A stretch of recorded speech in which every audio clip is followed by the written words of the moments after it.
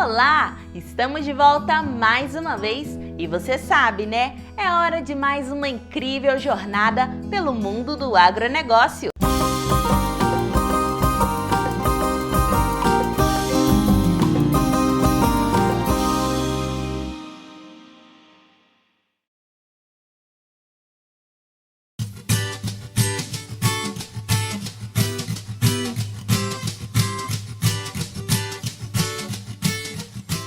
Deixar a vida agitada de uma cidade grande para trás, se mudar para o campo e ainda de quebra começar um negócio próprio e diferenciado. O que para muitos pode soar como ousadia, para Ricardo e Maria Clara Hetman se tornou uma realidade. Bom, dentre as várias coisas que eu já fiz na vida, a última foi trabalhar no Rio de Janeiro, nas Olimpíadas, onde tinha começo, meio e fim.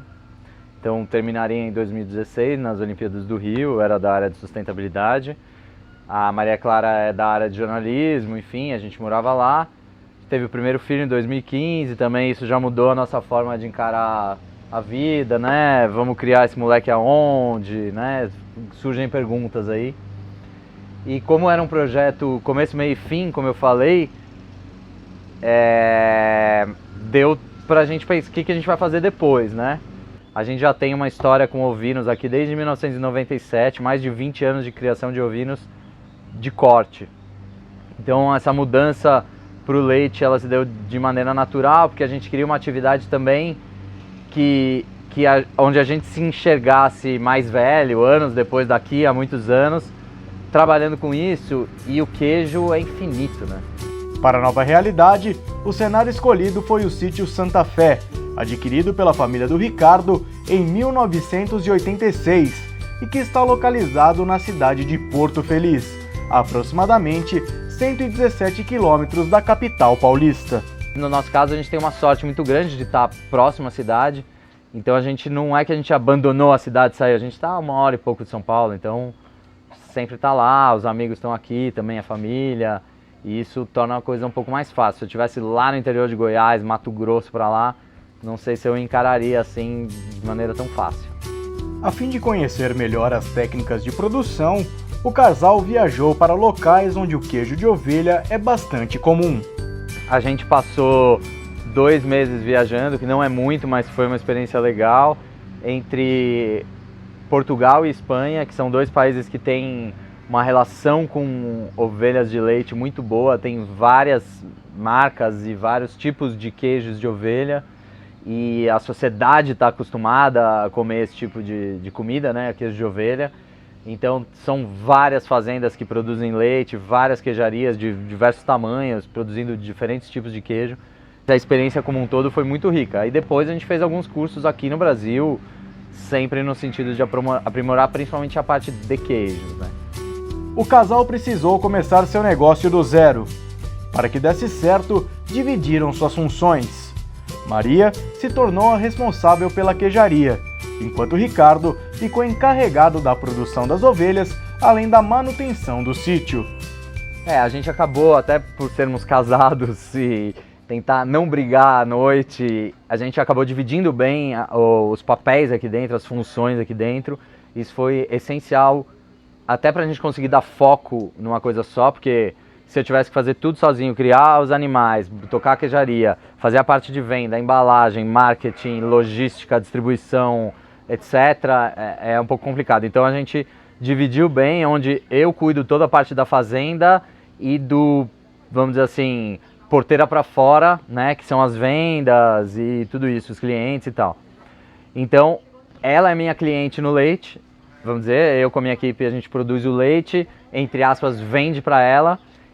E eu sou cliente dela nos queijos, então como eu que cuido do mercado, eu falo, essa semana a gente tem que produzir tantos quilos desse queijo, tantas peças desse outro, então a gente funciona assim, ela pega o leite que a gente produz e eu pego o queijo que ela produz e a gente divide assim as funções e está sendo bem legal. A Rima foi fundada em 2017 e a propriedade tem 25 hectares com 1,5 hectare de pasto, onde diariamente 80 animais ficam dispostos numa área de 130 metros quadrados.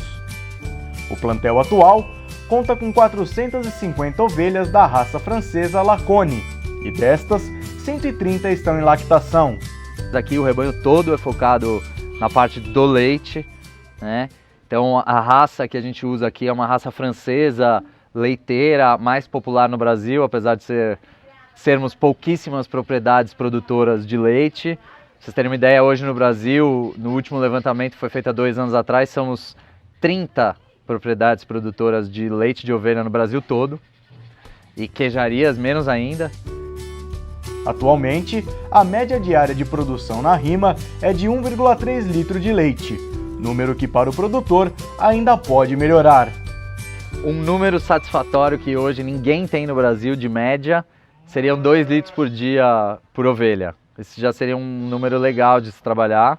Parece pouco, 700 ml a mais, não faz diferença nenhuma, mas faz muita, porque o leite de ovelha, ele é um leite que tem dentro da queijaria uma relação muito melhor da quantidade de litros que você precisa para fazer 1 quilo de queijo. Hoje a gente tem uma média de 3 litros de leite de ovelha para fazer 1 quilo dos nossos produtos, enquanto de vaca são 10 a 12 litros aí na média. Então são 700 ml, né, que a gente está querendo a mais por ovelha, mas são aí 130, às vezes 150 ovelhas por dia e numa relação melhor na queijaria, então faz bastante diferença. Pensando no bolso, hoje um produtor de leite de vaca recebe até R$ 1,45 por litro. Verticalizando a produção, Ricardo vende 1 litro de leite de ovelha diretamente ao consumidor por R$ 12.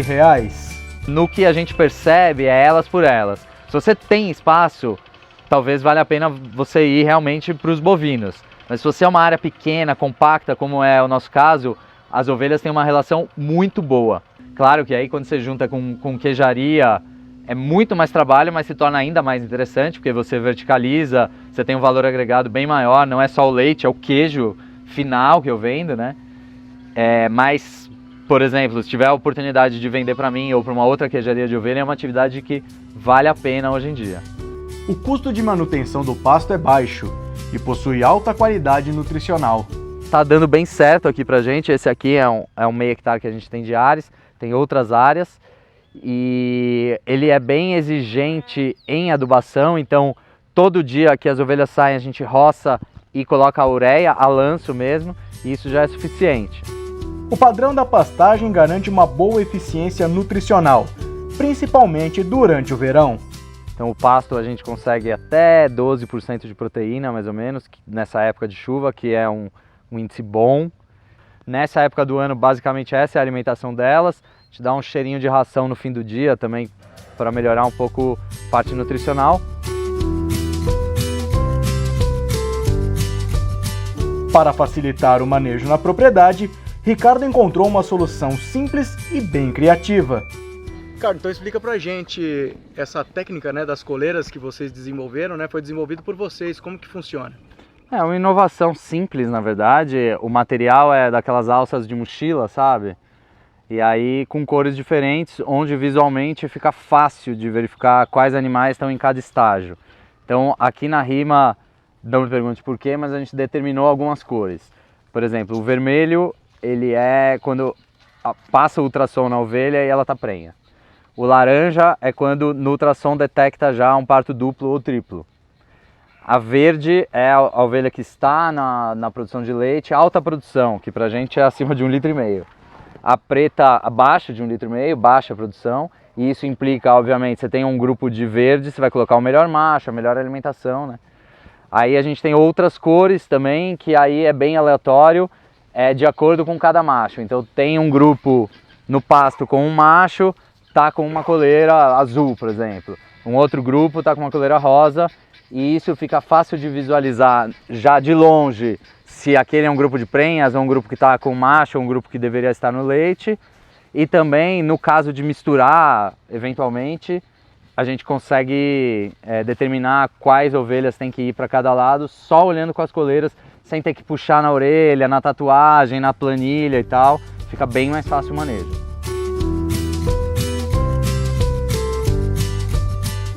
Ampliar o mercado é o maior objetivo da Rima, assim como de qualquer pequeno produtor. Acho que a gente tem um mercado cada vez melhor em termos de queijos bons, não só de ovelha. A população brasileira está cada vez mais exigindo comidas boas, vinhos bons, embutidos bons, méis e queijos, né? Entra nessa história. E não só bom de qualidade, de gosto, claro, mas também uma comida com história, com propósito, que a gente fala, né? O retorno do negócio veio mais rápido do que Ricardo esperava. Eu tenho uma característica de fazer todos os meus passos bem baseado em números, assim, eu sou bem chato, aquele cara que fica na planilha, mas isso me possibilitou ter uma fotografia para o futuro bem sólido, assim, todo o nosso planejamento ele tá batendo bem. Apesar da análise positiva, não quer dizer que os desafios tenham diminuído. Os dois principais custos aqui que a gente tem é mão de obra e comida para os animais. Esses são os dois principais. Depois, os insumos para queijaria, a embalagem, etiqueta, etc. Então esses três custos representam, sei lá, 70% dos custos, tá? E não tem como fugir disso, né? Principalmente a parte de salário. Então a gente precisa crescer em vendas, qualquer questão que saia da normalidade, a gente já é um risco muito grande. A propriedade tem 4 tipos diferentes de clientes, todos atendidos de forma customizada. O nosso principal tipo de cliente são os restaurantes, que compram desde do que a gente chama de queijo de mesa, que são os maturados, até os queijos que são usados no preparo, sei lá, de sanduíches, tortas, pizzas, massas, etc. A gente tem também alguns empórios pequenos, são revendas, vamos dizer assim, mas que trabalham o produto com qualidade. E também a gente atende pessoa física direta.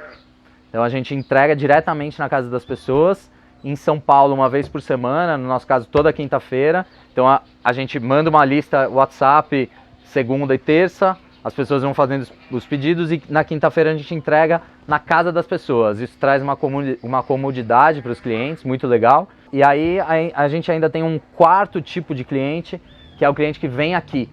Então todo sábado a gente está aberto num café aqui no sítio, né?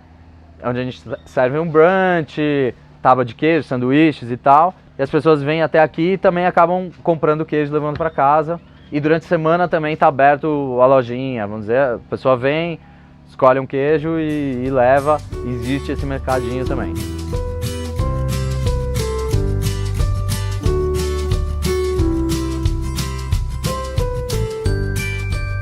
Bom, nós já conhecemos toda a propriedade e a produção das ovelhas. Chegou a hora agora do Ricardo explicar então o produto final. Aqui estão os queijos da Queijaria Rima. Ricardo, conta um pouquinho aí de cada produto desse pra gente. Bom, aqui eu separei mais a linha dos maturados, tá? Que são 2 de mofo branco e 2 duros, um duro e um semiduro.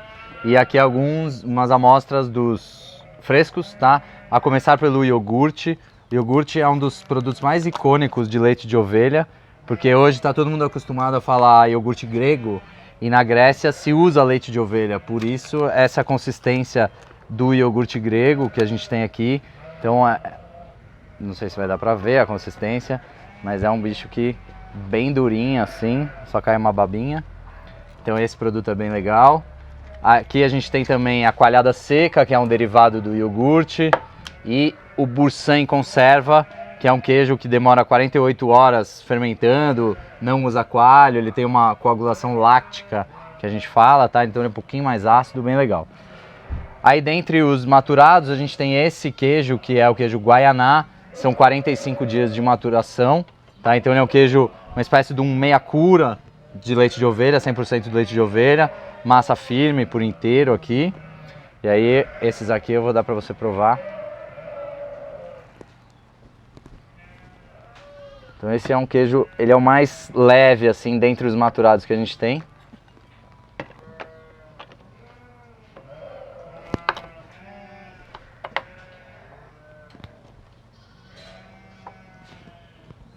Bem gostoso.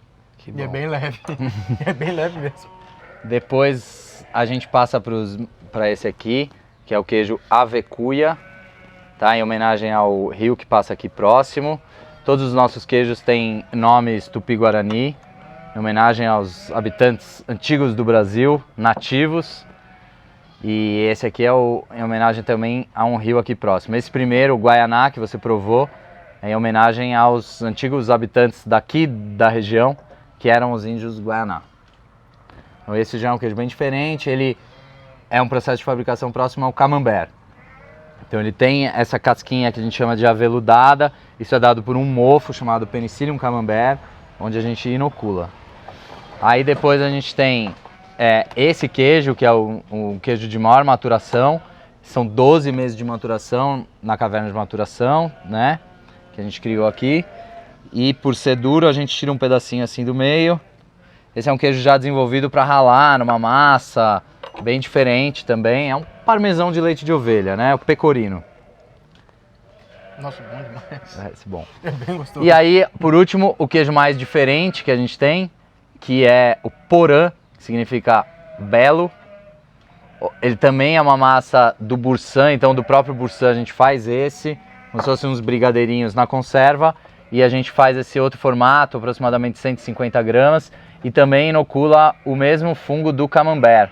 Então ele também dá essa característica dessa casquinha aveludada, branca, um saborzinho mais marcante. Esse talvez seja o mais diferente, assim, dentro da linha dos maturados que a gente tem.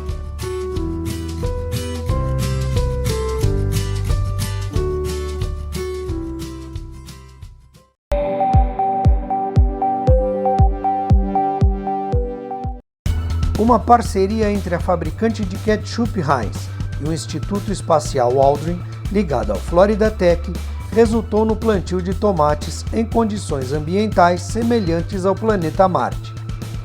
A inédita experiência durou 2 anos, reproduzindo a realidade que seria enfrentada pelos humanos em biomas artificiais no planeta vermelho, quanto ao tipo de solo disponível, luminosidade, temperatura e pressão.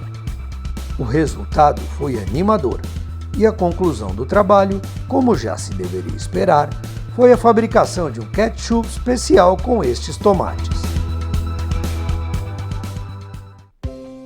Tá gostando do programa? Então eu tenho uma dica especial para você. Acesse o nosso canal no YouTube. Lá você vai assistir um programa ainda maior, com mais reportagens e muito mais informação. E lá você pode também assistir todos os programas anteriores a hora que quiser. Bom, né? Pois é, queremos você sempre bem informado e junto com a gente.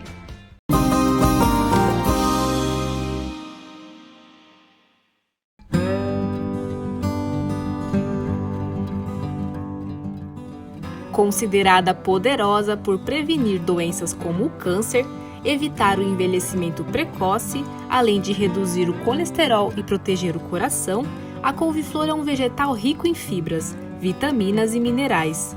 Motivos não faltam para justificar sua alta demanda e a excelente produtividade brasileira, que atinge a marca de 140 mil toneladas. Por isso, saber manejar a cultura é fundamental. Fazer a análise e fazer a correção básica dele, principalmente de pH, de saturação, matéria orgânica. Esses são os princípios básicos para ter sucesso na lavoura. A couve-flor é uma cultura muito sensível à temperatura. Ela precisa de um processo que se chama vernalização, que é o número de horas de frio que a planta precisa para a formação de cabeça. Então existem variedades próprias para inverno, outras para meia estação e outras para verão. E principalmente nas regiões sul e sudeste que acontece essa transição de inverno e verão. Regiões mais quentes, que é verão o ano todo, aí existem variedades próprias para se trabalhar nessas regiões.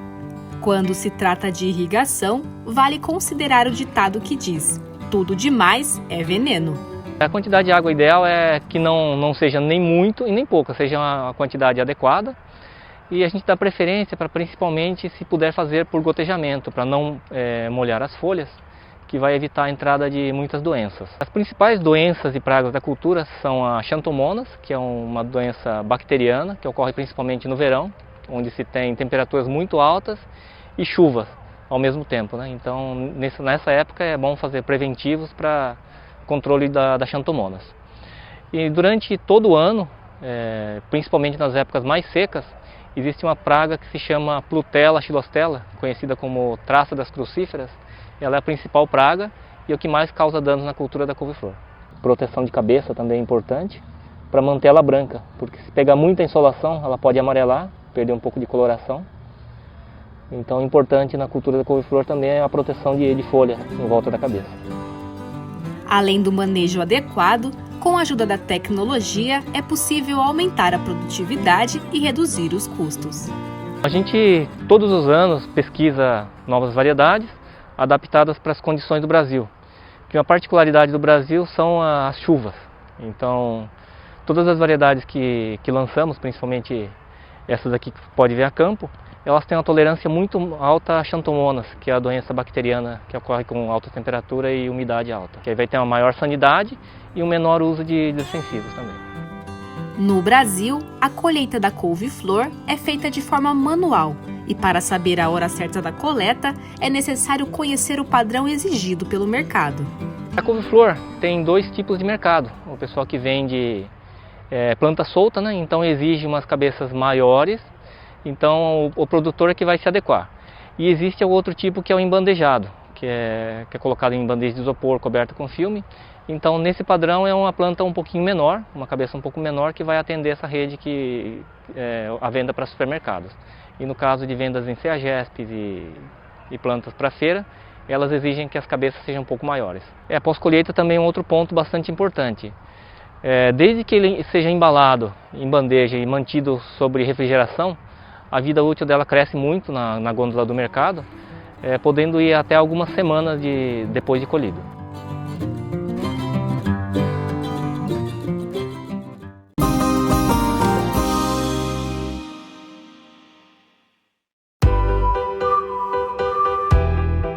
Com o objetivo de capacitar produtores de palmito para o processamento de alimentos seguros em conformidade com a legislação vigente, a Embrapa Florestas, com o apoio da EPAGRE e da Secretaria Estadual de Saúde do Paraná, vem promovendo cursos de capacitação para pequenos produtores.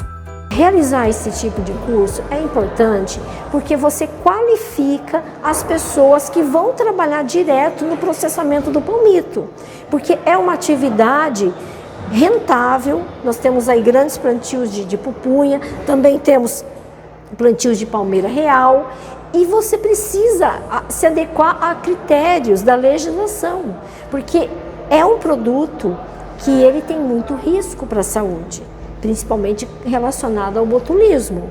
Então você precisa ensinar os pontos críticos de controle desse processo para que não tenha problema depois para o consumidor. Todos os mínimos detalhes dos cuidados no manuseio às instalações foram abordados de forma didática, com práticas e orientações de técnicos especializados. Bom, as pós-práticas de fabricação são procedimentos previstos para toda a indústria de alimentos. Especificamente para o palmito, nós temos normas específicas, elas foram revisadas e compiladas em algumas outras legislações para que no final o produto palmito em conserva e agora também previsto em embalagem flexível, esses produtos à base de palmito sejam seguros para o consumidor. Aqui no curso a gente aprendeu desde a colheita, né, da matéria-prima até a chegada em uma agroindústria, elaboração da curva de acidificação para se começar a ter a segurança desse produto com relação ao pH correto de uso na indústria de alimentos. A gente já está aprendendo agora a fazer os cortes corretos de acordo com a legislação. Cada nome do corte de palmito, ele está previsto em lei, então eu não posso colocar no rótulo o nome que eu bem entender, eu tenho que seguir a legislação. Por isso a gente está vendo aqui o pessoal fazendo os cortes específicos de acordo com a legislação. E a gente vai fazer os testes também de cozimento, né? Aprendeu também sobre as boas práticas de fabricação com relação à análise de pontos críticos de controle, né? Falamos um pouco também sobre embalagens flexíveis, que agora é uma novidade no mercado. Antes era previsto somente trabalhar com vidro e lata de metal, agora é previsto trabalhar também com embalagem flexível de plástico. Então a gente passou aqui nesses 3 dias falando sobre principalmente segurança no processamento de palmito e as atualizações que aconteceram na legislação e no mercado de palmito em conserva.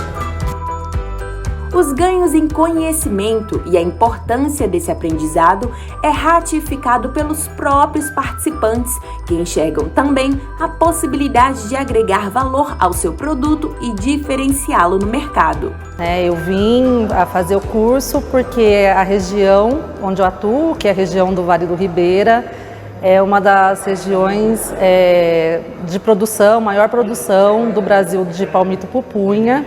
E como a gente tem um contingente muito grande de demanda de produtores, né, nessa área, então eu vim fazer o curso para poder depois ser uma multiplicadora também do que eu aprendi aqui, do conhecimento que eu adquiri, para repassar para os grupos e produtores que a gente atende lá na nossa região. Como produtor de palmito, eu achei a parte da questão da legislação necessária para a industrialização e comercialização a parte mais interessante, porque hoje você não pode mais fazer produtos fundo de quintal, né? Você tem que seguir a legislação, a saúde humana, muito arriscado, né? Dá um problema com o teu produto.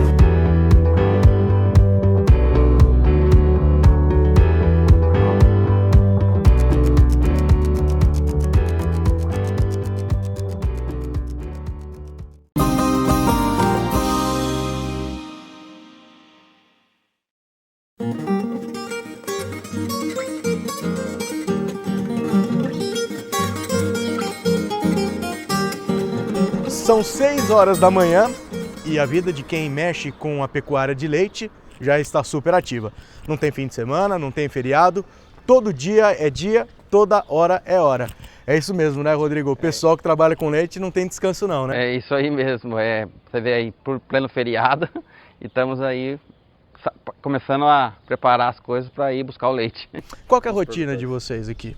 Toda segunda, quarta e sexta, pegamos o caminhão essa hora e vamos para os produtores, nas cidades vizinhas aqui em Itu mesmo, recolher o leite do pessoal. O trabalho da queijaria começa a partir daqui? Começa a partir daqui. O caminhão já está aqui pronto para partir então ir em busca deste leite e nós do programa Revista Rural vamos acompanhar. Bora lá, gente!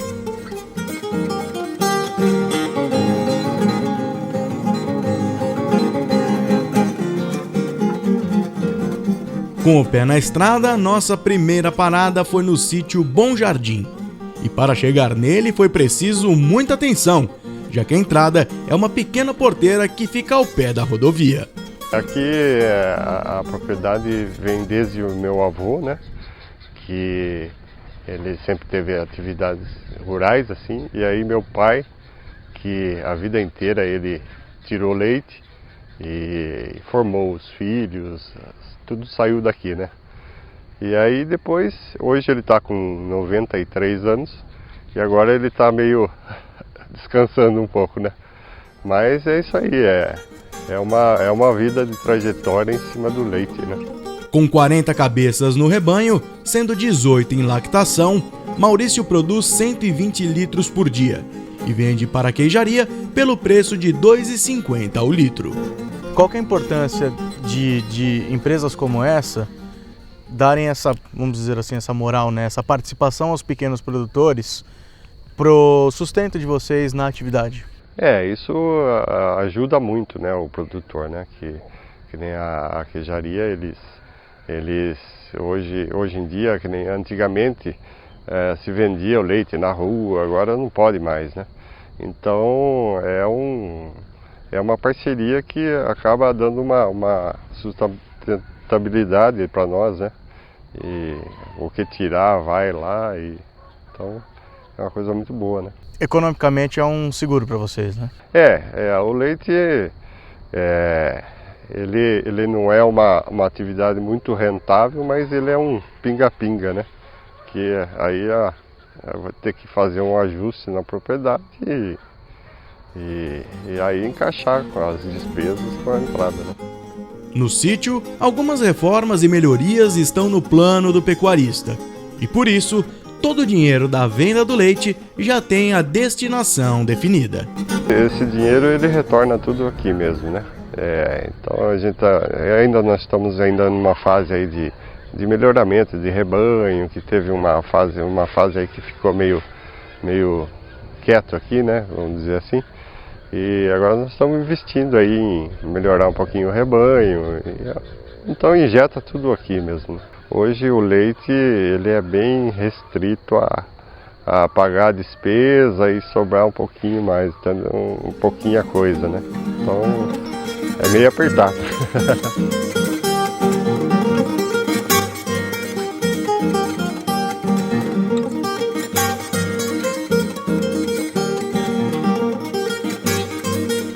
Saindo da propriedade, seguimos caminho até outra fazenda. Ao chegarmos na Paraíso, as 40 vacas girolando estavam sendo ordenhadas. Por lá, diariamente são tirados de 400 a 420 litros de leite. Eles estão sempre passando, sempre dando alguma informação que a gente precisa, a gente está sempre buscando com ele qualidade de leite, vendo o que pode ser feito, até o próprio negócio do leite em termos de custo. Essas coisas a gente sempre está junto com a gente, né? Da mesma cidade, pertinho. Então pra gente é muito mais favorável do que pegar um laticínio de grande porte, que às vezes eles também não tem linha nem para vir buscar o leite nosso por ser pouco, né? Então é muito melhor pra gente. Hoje, qual que é a tua opinião do desenvolvimento dos pequenos produtores de leite aqui da região em relação tanto aos grandes quanto aos pequenos laticínios? Hoje está acabando. Hoje estão acabando. Bastante gente, por causa de custo, está parando. A gente tem bastante amigo que está meio que parando com o leite, né? Então a gente fica meio preocupado também de não parar também, né?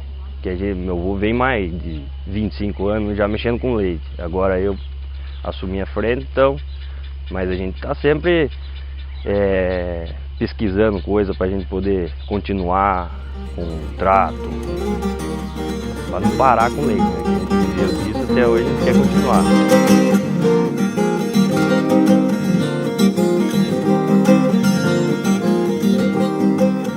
Quanto você está vendendo de leite hoje? O Rodrigo, ele pagou pra gente R$ 2,80 o litro. Para vocês é um preço satisfatório? Tá bom, porque o que é ruim pra gente é custo, né? Que nem vivo conversando com o Rodrigo, é isso aí. Que o problema nosso é custo, tem que baratear o quanto mais pra você ganhar alguma coisa. Como a gente é pequeno, então a gente trabalha com centavos, né? Para você ficar confortável aqui, quanto que você deveria pôr no bolso, tirando já o custo do litro do seu leite? Cara, é variável, né? Um real seria muito bom, até falar, seria bom ganhar até 5, né? Mas a faixa é isso aí, a gente também não pode explorar e nem ser explorado.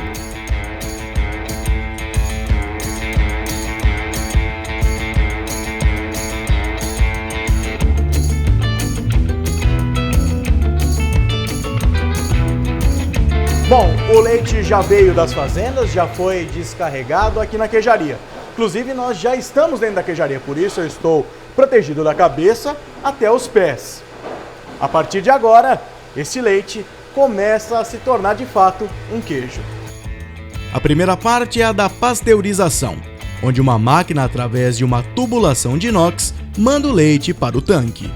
Aqui faz a tiragem do creme, né, da gordura, as impurezas do leite, é onde limpa e manda para lá. Com 75 a gente transfere o leite para a sala para a produção lá no tanque, né, vem para cá. Aí aqui, como já pasteurizou, né, então ele está caindo no tanque. Aqui a gente vai fazer uma mussarela, né, são 1000 litros de leite, aonde o processo são 45 minutos, né, até ele encher, aí onde tem o processo da coalhagem, daí depois o dessoramento da massa também, porém uma massa cozida, né, tem que elevar até 42 graus, para a gente poder filar no dia seguinte. Este primeiro passo é igual para todos os tipos de queijo. Na produção do frescal, por exemplo, a próxima etapa é diferente. É preciso cortar a massa e passá-la pela dissoração, que não deixa com que o queijo forme bolinhas e grude um no outro, permitindo assim que ele fique bem soltinho. Questão de quantidade de litros, como que funciona nessa parte aqui? São 6 litros para um queijo. Regina, Explica então esse processo, o que os meninos vão fazer a partir de agora. Bom, a partir de agora o Caio e o Lucas eles vão fazer a informação do queijo, porque eles já fizeram um processo, né, de dessoração, né, o processo de colocar o sal, né, para dar o pontinho nele, ele já está pronto para eles informar. Aí eles vão fazer a informação dele agora. Pega no balde, coloca ali, eles vão passando a mão, né, o Caio vai ficando ali fazendo a formaçãozinha dele ali dentro da placa, né? O processo é simples. Deu ponto no queijo, ele está perfeito para fazer. Terminou a parte da formação, aí eles vão para a bancada.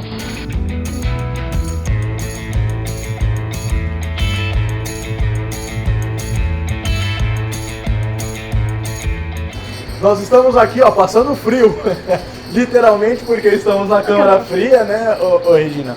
O queijo veio ali daquele processo da informação e depois da virada. Aqui está na sua mão. Quanto tempo a partir de agora ele fica aqui nesse espaço, nesse frio? Ele fica nesse frio a -5, mais ou menos, 48 horas após o processo final que vai para a embalagem daí. A temperatura ideal é esse -5 graus que nós estamos sentindo aqui? -6, ele pode chegar até -8. Até -8. -8, é o correto da câmera para esse processo. Mais ou menos aí já começa a não fazer... Já não fazer o efeito, já não ter uma qualidade legal. Então, daí tem que sempre ficar de olho nos termômetros, acompanhar todo o processo. Estou aqui todo dia fazendo a verificação, se não tem nada de errado. Tem que ficar atento a tudo, tem que olhar, não pode deixar passar nada aos olhos, porque senão pode dar complicação. Com a tua experiência, depois de tudo que a gente acompanhou, qual que é o segredo de um bom queijo hoje?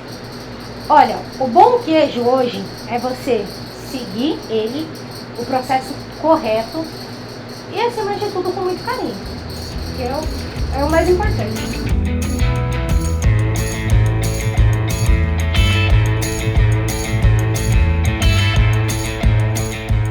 Deixando a câmara fria, os produtos são embalados e levados até a última parte da produção, a sala de expedição.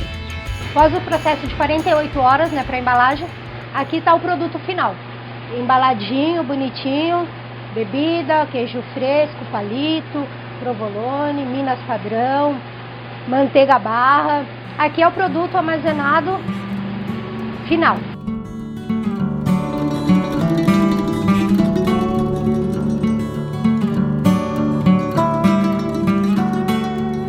Depois de conhecer a produção do queijo, eles estão aqui, os produtos já na mesa, e também aqui sentados para bater um papo com a gente, a Fernanda e o Rodrigo, que são casados e donos aqui da queijaria Bonani.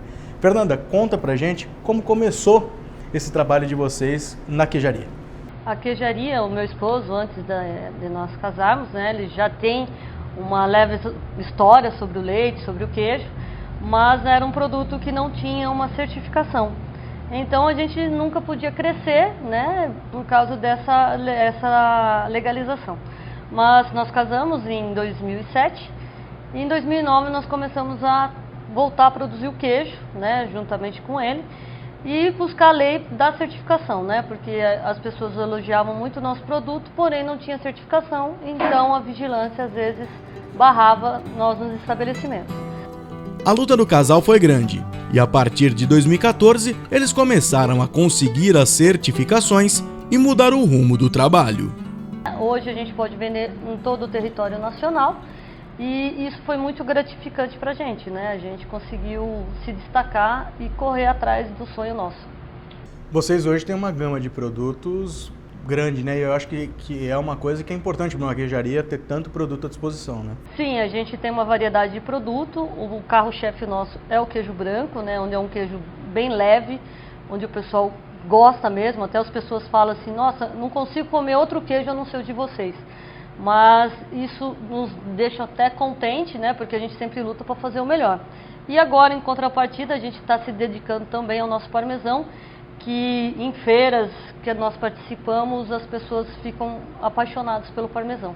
Agora, Rodrigo, esse papo nosso todo, de tudo que a gente está acompanhando nesse dia, vai muito da parceria de vocês também com os produtores, né? Os produtores falaram da visão deles, né, de ter uma queijaria, um laticínio que vá lá buscar o leite, etc. Mas e da parte de vocês? Como vocês enxergam esses pequenos produtores da região que são parceiros da queijaria? Os pequenos produtores são uma parte bem importante da queijaria, porque produzem a nossa matéria-prima e a gente tem um contato direto com eles conosco, para a qualidade do leite, para ter o leite o ano todo, sendo que se eles fossem vender um leite para um laticínio grande, nem sempre teria o valor como para a gente, um produtor pequeno, para um laticínio pequeno, né? Eu acredito que eles conseguem obter um preço melhor, uma maior participação e às vezes até vendendo os próprios queijos nossos mesmo aqui para os amigos. Alguns têm lojas e também vende um produto nosso que vem do leite deles. O pequeno produtor, eu acredito que ele tem muito boa vontade e com um pouco de apoio, ele também é capaz de produzir produto de qualidade. Sem contar que é uma cadeia, né? Tem o queijo, mas antes do queijo tem o colaborador, antes do colaborador tem o produtor e assim por diante, né? A família do produtor rural, eles vivem disso, né? Então, valorizando ele, todos nós estamos satisfeitos também.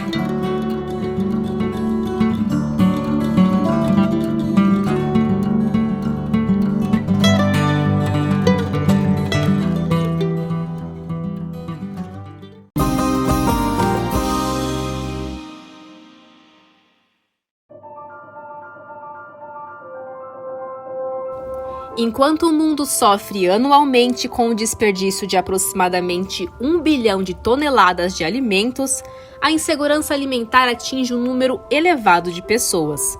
Pensando nisso e sabendo que durante a pandemia muitos produtores rurais tiveram o comércio da produção comprometido, o projeto Faça um Bem Incrível surgiu em 2020, com a proposta de promover sustentabilidade e colaborar com a redução desses problemas. A ideia do projeto não é bem incrível, Faça um Bem Incrível, é de trazer, de dar na realidade um destino para alguns alimentos que não seriam utilizados na produção. Então os produtores são remunerados por esses produtos, que eles não poderiam comercializar porque eles não estão dentro dos padrões que o mercado aceita. Eles são remunerados e, por outro lado, uma comunidade recebe esses alimentos. Até setembro deste ano, contando com o apoio de entidades como a CropLife Brasil, o projeto já atingiu a marca de 340 toneladas de frutas, verduras e legumes, ajudando mais de 300 mil famílias no estado de São Paulo. A CropLife Brasil, ela trabalha apoiando o desenvolvimento de tecnologias, que auxiliam na questão de diminuição de desperdício, de intensificação da produção no campo, de tecnologias cada vez mais acessíveis para todos os produtores. Então, ela vai totalmente de encontro no sentido de entregar ferramentas para que esses produtores possam desempenhar cada vez melhor, desenvolver, ter cada vez mais rendimentos e conseguir comercializar os seus produtos.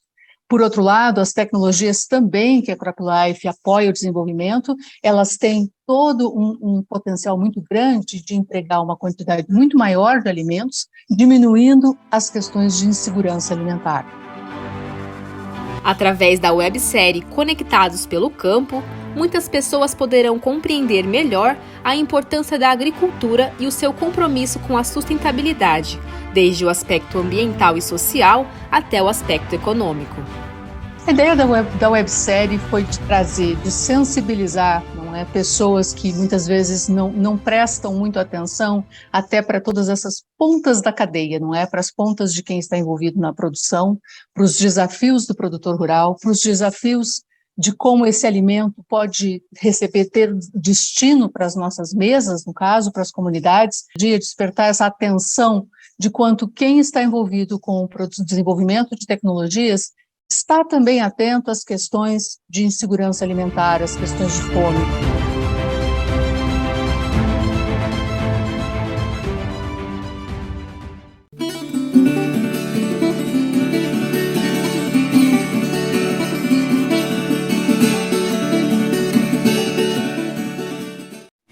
Olá, nossos amigos da Revista Rural, aqui é a Orquestra Paulistana de Jola Caipira. Estamos aqui diretamente da nossa sede, o Instituto São Gonçalo, e vamos começar mais um Papo de Violeiro. É isso aí. E hoje, né, em função da proximidade, ou provavelmente se seja hoje aí o Dia das Mães, vamos fazer uma música, né, em homenagem às mamães aí, de Caetano Herba e do Tião do Carro, Mãe de Carvão. Vamos nós? Lindíssima música, hein? Caprichar.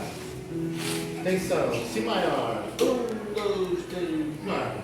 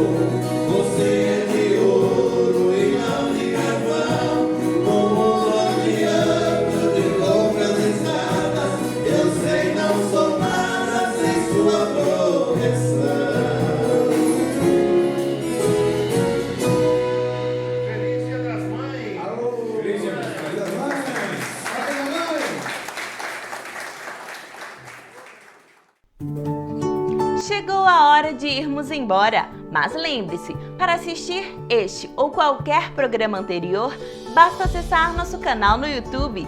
Fiquem com Deus e até semana que vem!